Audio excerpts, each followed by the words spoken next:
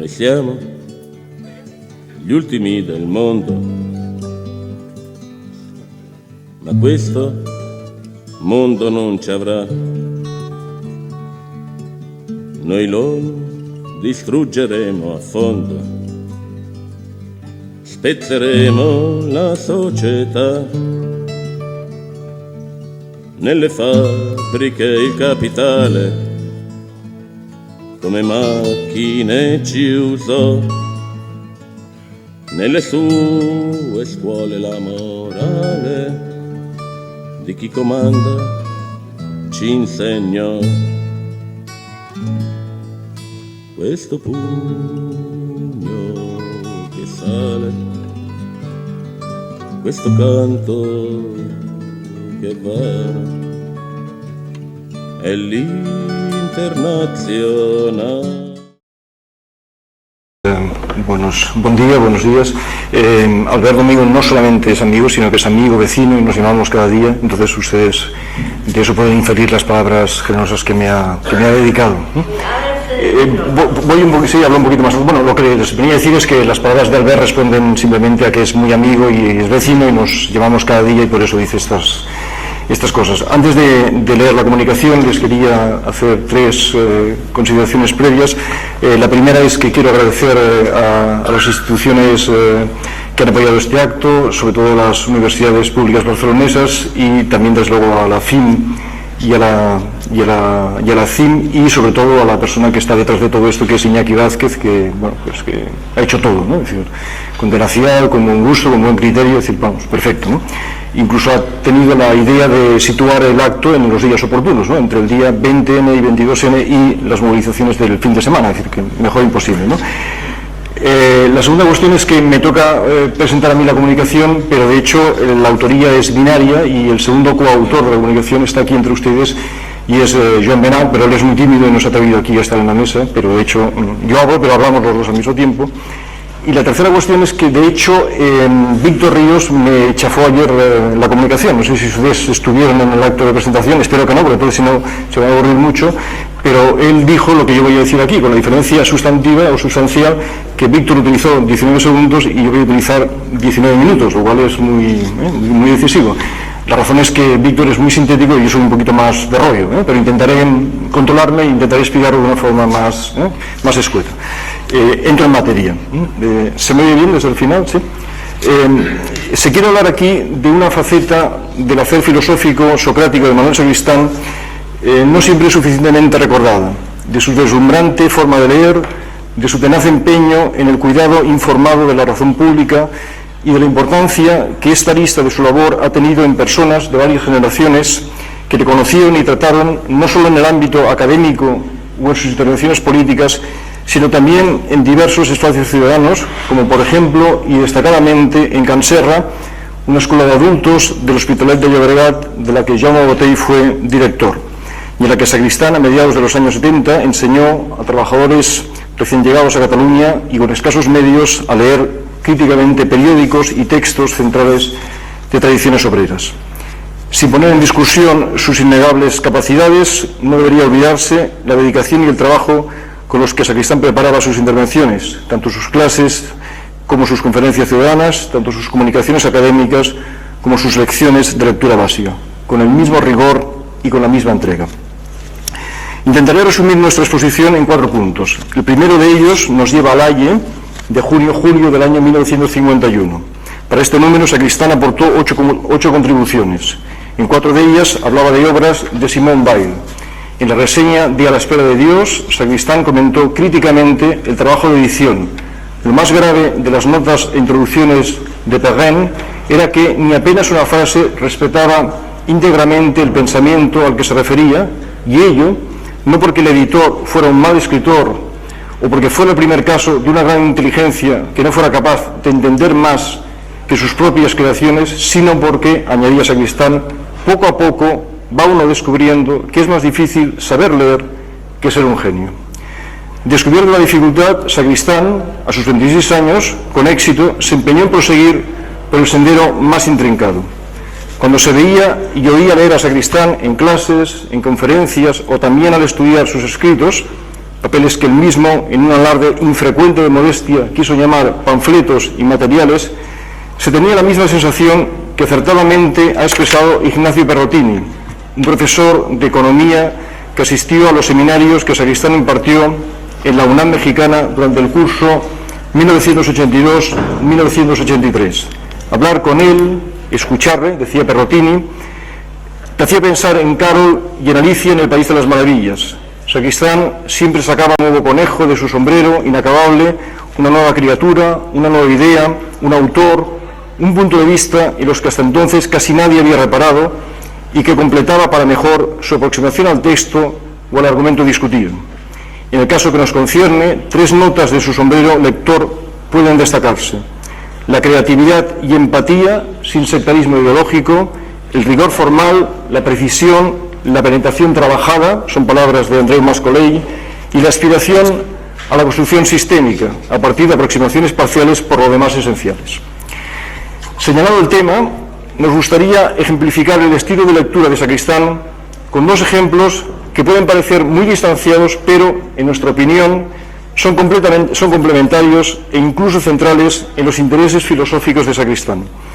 Queremos mostrar la forma en la que se acercó a textos del joven Marx en una conferencia sobre dialéctica de 1973 y dando cuenta de algunos de sus comentarios a El nacimiento de la contracultura de Roszak en sus clases de metodología del año 83-84.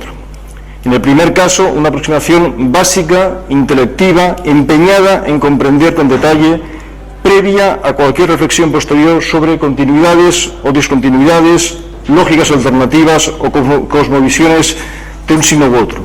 En el segundo, una lectura no entregada, pero interesada, que no le impide ir más allá de la epidermis del texto y de fáciles descalificaciones, señalando temas de mayor calado e importancia.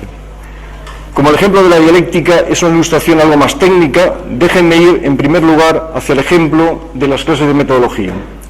Estamos, pues, en el ámbito de la filosofía contracultural de los años 60 y 70 del siglo pasado y concretamente ante textos del primer Roszak. Si detrás del texto del joven Marx está el permanente interés de Sacristán por la noción de dialéctica y por los asuntos que a ella subyacen, en este caso nos situamos en un tema central del último Sacristán: el papel de la tecnociencia en las sociedades contemporáneas y las cuestiones anexas de sociología y política de la ciencia. Un breve apunte, acaso innecesario, sobre el contexto. Existía,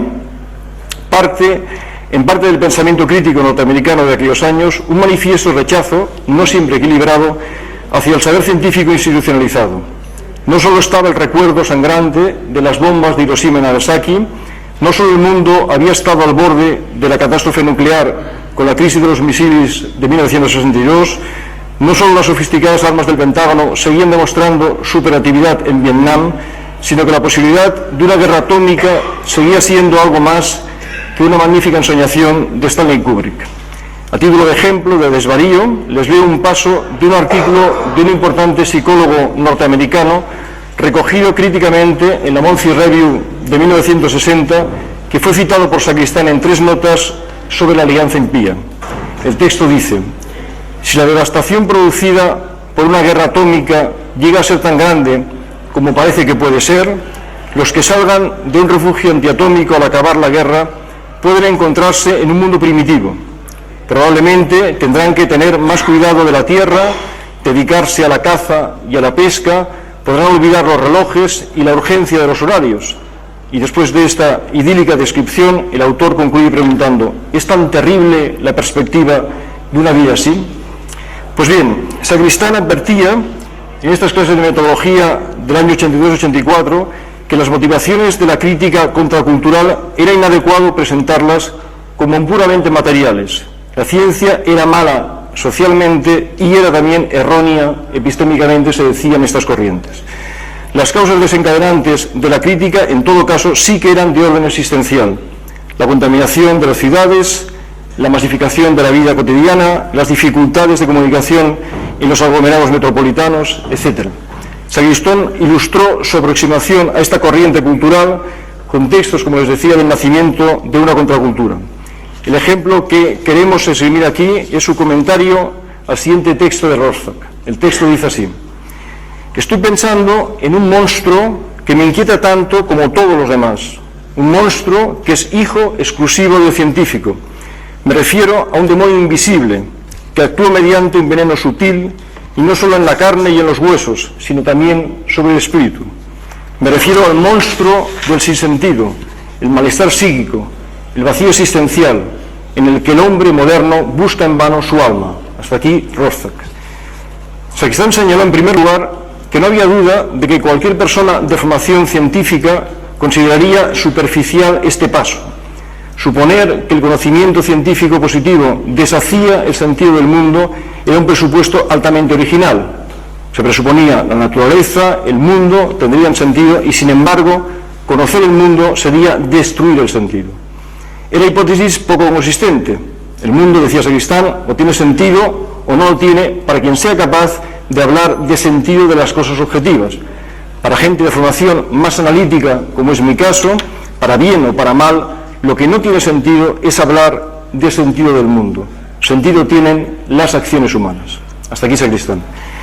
Era pues una ingenuidad decir que la ciencia era un monstruo que había destruido el sentido de la naturaleza, a no ser que se añadiera que había sido creada para un fin determinado. Lo primero que cabría afirmar entonces es que una persona que escribía así pensaba con notables errores. Puestos, era mucho más sólida y bien pensada la idea tradicional del dogma cristiano según la cual Dios había creado el mundo para su gloria, aunque, decía Sacristán, fuera una frase que muchos tampoco entendemos mucho, pero cuando menos se entendía gramaticalmente. Si Dios había creado el mundo para su gloria, el mundo tenía un sentido, a saber, glorificar a Dios. Empero, y este es el punto que queríamos destacar, la lectura de Sacristán del texto de Rothbard no quedaba limitada a su descalificación por falta de significatividad. Por el contrario, él mismo señala que sería pobre, y por pobre habría que entender aquí mala lectura, quedarse en esta crítica. Si uno ayudaba un poco a Rothbard, la expresión es del propio Sacristán, conseguía hacerle decir con más precisión analítica las cosas que estaba sugiriendo y salía entonces algo que hacía sentido, que sí podía entenderse. Si en vez de hablar del sinsentido del mundo o de las cosas, se ponía a hablar uno del sinsentido de las acciones, de la conducta y de la convivencia humana, entonces Rothbard, apuntaba a Sacristán, ahora le cito, puede estar queriendo decir que esta cultura de base tecnocientífica está rompiendo las redes de sentido de la convivencia humana. Con un poco de buena intención, siendo generosos con él, con Rothbard, podríamos pensar que está aludiendo al hecho de que una megalópolis moderna, una persona puede ser atacada, tirada en el suelo o atropellada por un automóvil, sin que eso influya para nada en la conducta de los que están pasando alrededor, cosa que en los periódicos vemos, no diré cada día, pero con cierta frecuencia, como noticias de los lugares supuestamente más avanzados de nuestra civilización. Hasta aquí Sacristán. Proseguía Sacristán leyendo otro paso de Rothbard, siéndose tan citador, y decía: ir a donde nos lleva esta concepción del conocimiento, se refiere a la de la mística, no es denigrar el valor ni el atractivo de la información, no es ser anticientífico ni antirracional, no nos lleva a ninguna decisión entre lo uno y lo otro, sino al reconocimiento de prioridades dentro de un contexto filosófico integral. Puede ser muy atractivo recoger información, esto es, Rothbard quiere decir hacer ciencia. Cuando nos encontramos con la decisión ética, la muerte, el sufrimiento, el fracaso, o en los momentos en que nos oprime la tremenda vastedad de la naturaleza, haciéndonos sentir frágiles y caducos, lo que el espíritu reclama es el sentido de las cosas, la intención que ellas enseñan, la significación perdurable que dan a nuestra existencia. Hasta aquí Rothbard. Señalaba Sacristán nuevamente que si uno era capaz de disculpar el supuesto completamente gratuito del sentido del mundo, era justo reconocer que esta versión de la crítica material de la ciencia era no solo racional, como decía el propio Rothbard, sino perfectamente razonable. Era verdad que ningún conocimiento científico le ayuda a uno, sin más mediaciones, a tomar una decisión vital. Era absolutamente razonable y racional pensar que, ante las grandes decisiones vitales, la ciencia a veces no bastaba ni siquiera para prepararlas, pero, aun admitiendo que sirviera para ello, lo que no puede es arrojar la decisión, cito Sacristán. Por tanto, es una tarea cultural importante el cultivo de las facultades humanas que determinan la decisión. Es absolutamente razonable, no hay nada que oponer a eso. Hasta aquí Sacristán. Quizá por eso último, esto que les decía, digamos, de preparar la decisión, en su magisterio, en su labor como profesor universitario, aquí, en esta Facultad de Económicas, Sacristán no olvidó tampoco el cultivo de esas otras facultades o potencialidades humanas que tienen que ver directamente con asuntos morales, con el carácter o con la sensibilidad estética. Déjenme darles un ejemplo de ello. En las clases de metodología del año 81-82, al describir las muy tempranas posiciones de rechazo global o de aceptación entusiasta de la ciencia, apuntó Sacristán dos ejemplos muy notables. En el apartado de entusiasmo puro sitúa a Condorcet y su bosquejo de un cuadro histórico de los progresos del espíritu humano. En el del anticientificismo, de regresismo en materia científica, situó al Frankenstein de Mary Shelley, que era una de las primeras manifestaciones del sentimiento de rechazo vital de la ciencia por sus temidas consecuencias prácticas. La complejidad del cuadro intelectual en el que se enmarcaba esa reacción estaba perfectamente ilustrada por la personalidad de la Shelley. La autora, comentó Sacristán, era la compañera del poeta y se podía estar casi seguro de que también él coincidía con las reflexiones de la novela, entre otras cosas porque se había escrito en Roma en uno de esos encuentros de los Shelley y de los Keats. El libro, que leído ingenuamente parecía fruto de una mentalidad tradicionalista o incluso reaccionaria, provenía de un ambiente que era el de la extrema izquierda intelectual de la época. Shelley, el compañero de la autora, era el poeta más de izquierdas de la tradición romántica inglesa. Hasta extremos conmovedores, añadió Sacristán.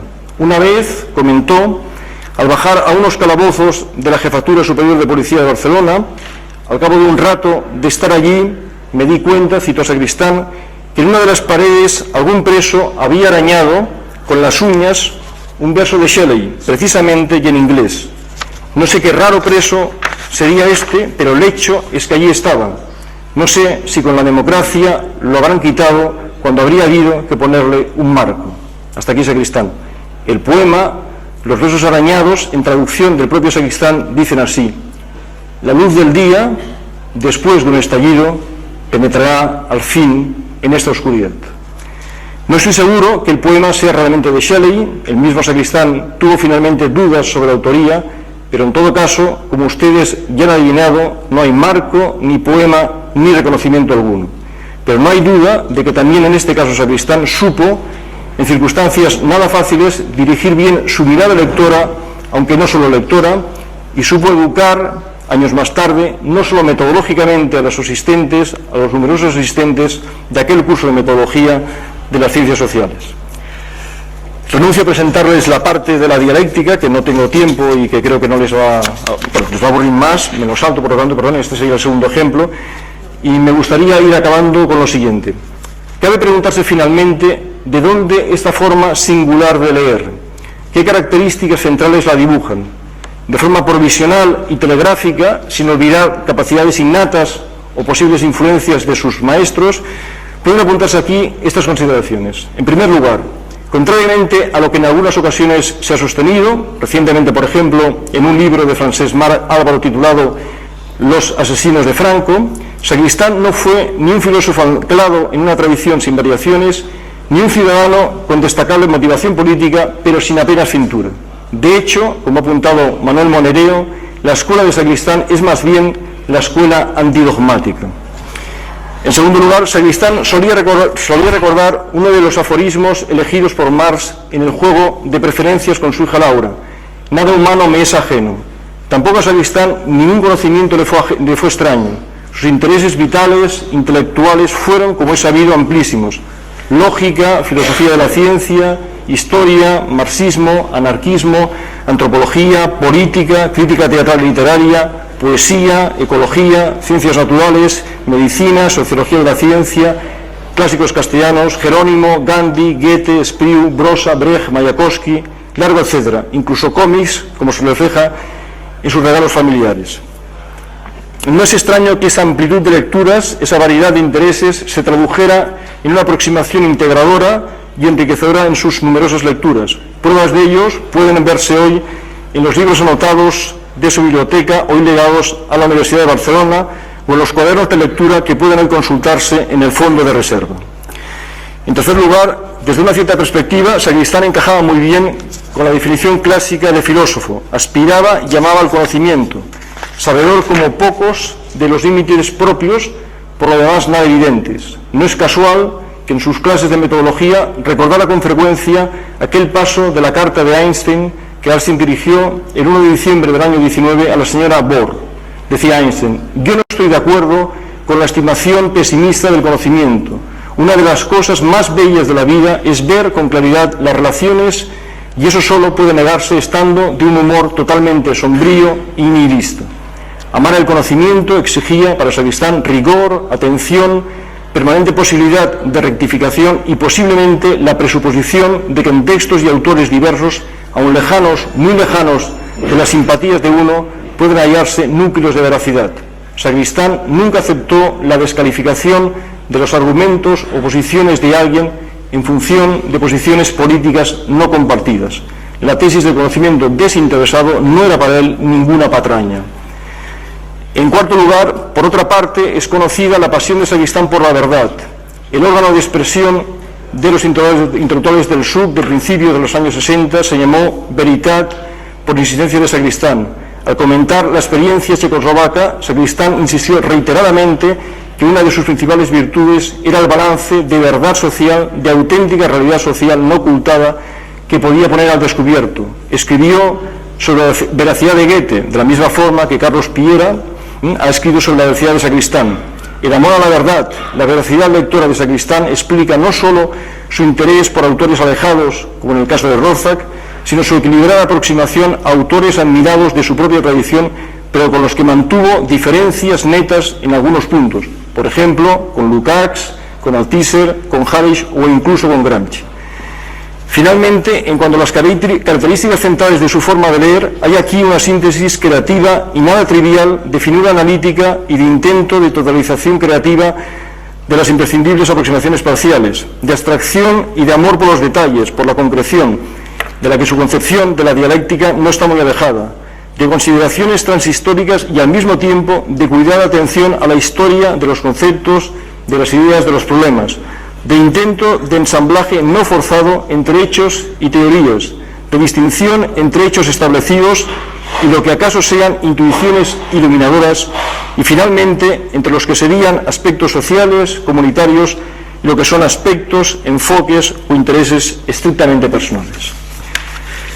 En fin, este filósofo, que leía con atención e invitaba a leer con rigor, probablemente fuera también bien leído y no mal comprendido por otro excelente lector, por Joan Brossa, quien en los años en los que Sacristán prologó su poesía rasa, en la época en que Sacristán fue entrevistado por Miquel Martí Pol para Oriflama, escribió un poema que lleva por título Remesa, que le dedicó, con el que quería agradecer su atención. El poema, dice así: a Manuel Sacristán entre un pou y un sac de pedres.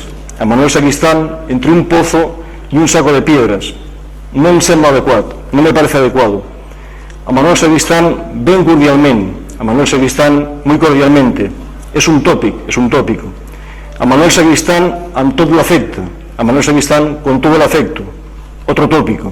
A Manuel Sacristán del seu amic, a Manuel Sacristán de su amigo, no escriuré a Manuel Sacristán. Gràcies.